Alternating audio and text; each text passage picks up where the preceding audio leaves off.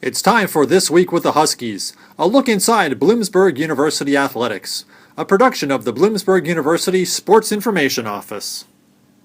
The Huskies women's basketball team will make its third straight trip to the NCAA Tournament this weekend, earning the fourth seed in the Atlantic region.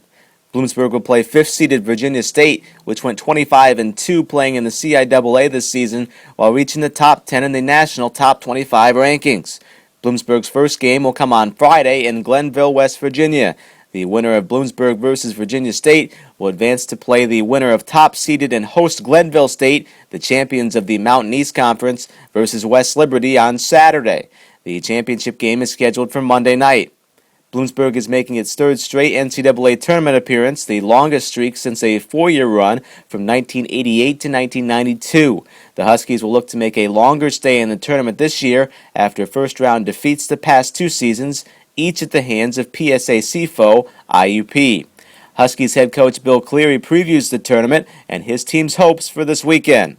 We're very, very fortunate to be in the NCAA tournament. We're thrilled to be there, and but again, like we talked about after the selection show, we have some work to do. It's a business trip. We're looking to do better than we have in the past. What do you know about Virginia State from what you've seen of them so far? Very good team, very well coached team, very athletic. They really like to run, like to get baskets in transition. They like to press you. They like to break you down one-on-one. So there's some things there that we see that we're going to work on and be prepared for. But all in all, very good team.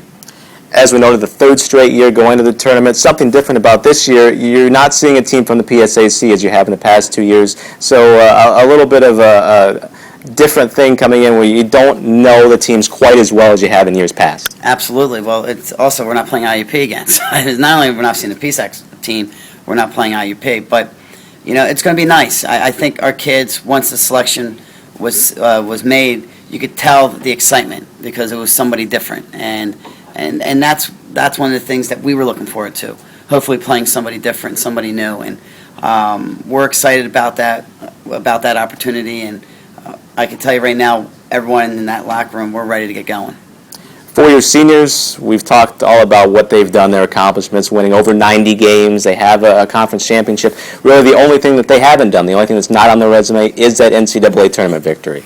Yeah, we had talked about that after last season when we lost to IUP, and on the bus ride back, we took Catherine and Brianna together and sat them down and we said, listen, do you want, there's a lot we got to work on here if we want to get back here, and there's some things that you guys are going to have to do that you're not used to doing, and you don't want to be that first class to not get to that tournament. You want to keep this tradition going. You want to keep it going strong. And they understood that and they embraced that, and they've done a great job of leading this group, getting this group to this point.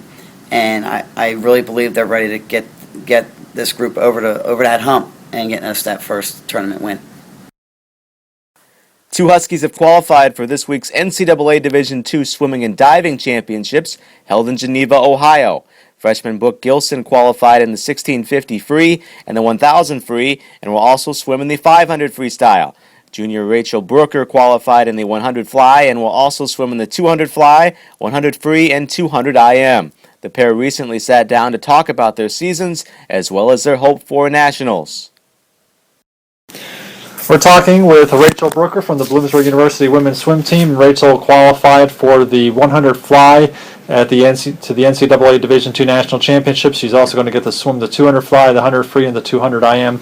Rachel, at the conference championships last weekend, you got to break your own school record. You also got to repeat as a conference champion in an event your sister won. So that had to be pretty cool to do all that in one weekend. Yeah. Oh yeah, definitely. Yeah. It was so cool. Just the fact that my sister was there to see that, and she was just so happy for me, and she was the first person that I got to hug, and it was great. We're both so proud of each other for doing that. Now, did you obviously you felt like you had the opportunity to do something special like that? Did you feel any extra pressure knowing that your sister had won it the year before and that you really wanted to do this? Was there anything in the back of your mind like, oh, I really got to get this done? No, not really. I mean, I trained so hard for it, and I trained to go a 55, and that's what I wanted to do, regardless if I broke a record or got first or not. You know, it was just, I knew it was going to happen, so it wasn't really much pressure because I was confident that it was going to happen. Now you get to swim at the national championships, and that's got to be pretty neat. Was that one of your goals going into the year? Along with, obviously, you would figure you want to get a championship someplace, but was reaching nationals also there for you? It definitely was. I didn't really believe it at first, but my parents and my coaches and stuff, they said, you know, nationals is really close. Like, you know, you're right there. And I said, no, I don't know. I wasn't really thinking about it. But then once I went a 55 in the relay at Akron, I said, wow, I really can do this. So that's when it started becoming my goal. So. Now, you had to be thrilled when the the list of qualifiers came out on Monday night. You had to be pumped when you got that news. Yeah, I was actually in study hall, and I had to be quiet because everyone was studying, and one of my teammates wove his hands, and he's like, oh, it's up. So I looked, and, you know, I just kind of smiled and waited to cheer after study hall. Now, obviously, the 100 fly is your best event, but you're going to get a chance to swim in the 200 fly, the 100 free, and the 200 IM. Of those other events, like especially the free and the IM, well, which one do you prefer more? I've been swimming the 2IM. That was my third event for a really long time, and at my old school, I never really had the opportunity to swim 100 free until I came here, and it's really cool because I kind of just proved myself that I could do it, and I haven't swam that since high school. So I'm excited to swim 100 free more, I think, because it's new to me. So 200 IM is just something that I've been doing forever and ever, but I'm excited to see if I can drop more time because, I mean, I didn't think it was possible, but I guess it is now. Now, you got a couple weeks before you head out to Ohio. What's the training like for you in these couple of weeks leading up to heading out there to Ohio? Well, when I first found out, I texted Stu right away and said, all right, what's next? Like, what do we have to do? I have to stay focused. And basically, it's a lot different from Brooke. Brooke has to go up a lot of yardage and then go back down because she's a distance. With me, it's just more of what I put into it. And I've been maybe practicing for an hour and a half, and we're going to keep it that way, keep it 4,000 yards, not going up that much. Because as long as I put a good effort into it, then I'll get out exactly what I need to. So. Well, we want to wish you the best of luck, both to you and Brooke, out in Ohio at the national championships. Hopefully you're going to bring back some All-American honors for us. Thank you very much. We're talking with Brooke Gilson from the Bloomsburg University women's swim team. Brooke qualified for the NCAA Division II National Championships. Brooke, you had a great swim out at PSAC Championships, posting two of the fastest times ever in school history in the 1650 and the 1000. Did you ever expect that kind of success when you got here a couple months ago? I did not expect this at all. I just trained really hard and have a great coaching staff, and it's amazing. Now, when you got in the pool for the finals, were you thinking, I need to, if I can swim this really fast time, I have a chance to go to nationals? Did any of that, what goes through your mind as you're on the blocks? I was hoping, and my coach Bridget told me that I had a really good chance of going to nationals, so I was just, every lap I just was thinking about it the whole time. Now, for swimmers, it's a real grind. You practice probably more than you ever compete. Does the training like that ever wear on you, or are you always focused on on certain goals? Whenever it's hard in practice, I just think about going to PSACs or going to nationals and knowing the success I could have. Now, what has Coach told you about the national championships? Has he or Bridget ever said anything about what type of meet you're going to be and what type of competition you're going to be facing? It's just a lot bigger than PSACs, and he said it's going to be colleges from all over the country and so much more competition. Now, in high school, was Bloomsburg one of your top choices in terms of wanting to swim? Were you recruited by a lot of different schools? I was recruited by mostly Bloomsburg and a few D1 schools. So. Yeah. What made Bloomsburg stand out above the others? Coach Stu is just a great man, and I thought he was the most genuine coach. Now, tell us about how your freshman year has been going academically, what you're majoring in, and do you enjoy it here? My major is exercise science, and it's just nice to. It's just like a good major for me because I like the whole body and like sports and everything. So. Yeah.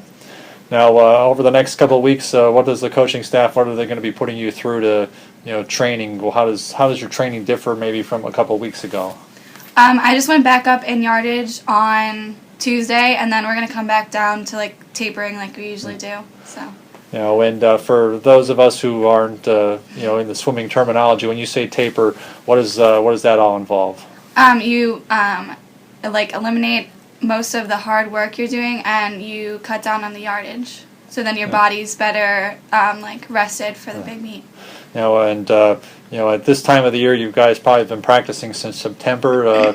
Are you starting to feel it in your body? I mean, how does the swimmer's body, typically feel at this time of the year? My shoulders are wearing down, so I think it's just a matter of time. But it's just going to be nice to have a break after this. Well, we want to wish you the best of luck at the NCAA Division II National Championships, and hopefully you bring back some All-American honors for us. Thank you. Richard Perry captured the 197-pound title at the 2014 Eastern Wrestling League Championships and claimed an automatic bid to the NCAA Championships to help the Bloomsburg University wrestling team to a second-place finish in the team competition at EWLs. The Huskies finished with 113 points and will send 6 wrestlers to the NCAA Championships.